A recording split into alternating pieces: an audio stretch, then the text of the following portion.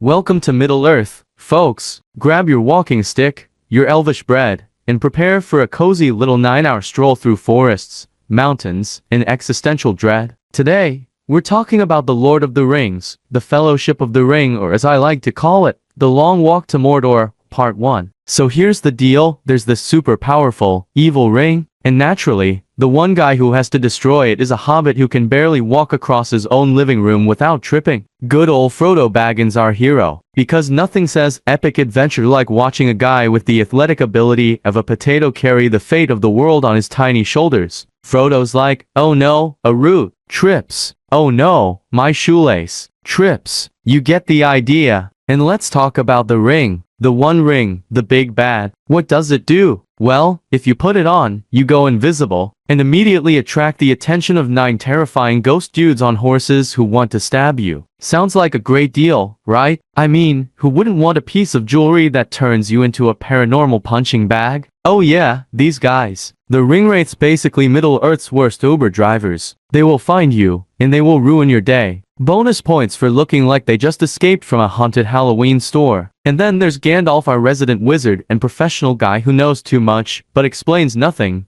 Gandalf's big plan: give this dangerous, world-ending artifact to Frodo, say, good luck, and then immediately disappear for half the movie. Solid mentorship, Gandalf. Way to keep an eye on your prot-G. Gandalf is like, don't worry, Frodo, I'll handle everything. Oh wait, I have to fall into an abyss with a flaming monster for a while. Good luck, kid. And speaking of the Fellowship, what a squad we've got here. First up, Aragorn, the brooding king who's too cool to admit he's a king. He spends half the movie lurking in the shadows, and the other half making intense eye contact with people like he's auditioning for a cologne commercial. Then there's Legolas, the elf who's basically a walking Instagram filter, flawless skin, perfect hair, and 0 facial expressions. But hey, he shoots arrows really well, so I guess that's something. Legolas is like, I don't need emotions, I've got archery skills. Next, we have Gimli the dwarf, whose entire personality is just short, loud, and loves axes. He's like that one friend who insists on arm wrestling everyone at the party just to prove a point. And his obsession with hating elves? Peak comedy. It's like watching a grumpy uncle bicker with a fashion model. I still don't trust you, elf. Why? Because reasons. And of course, Samwise Gamgee, the real MVP. Frodo's gardener, best friend, life coach, and emotional support hobbit all rolled into one. Sam's just out here doing the absolute most, while Frodo's busy being Frodo. Honestly, Sam deserves a medal just for putting up with him.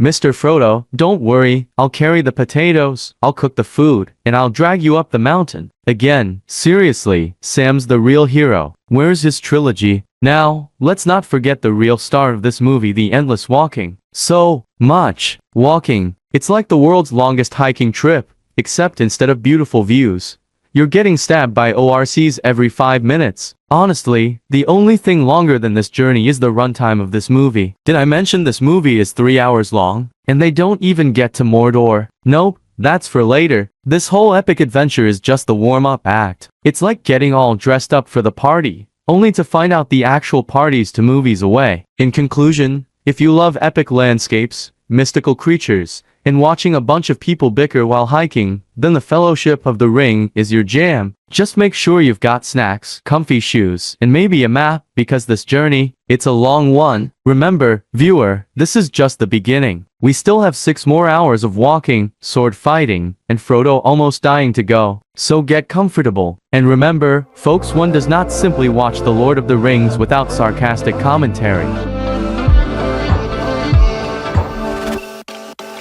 She got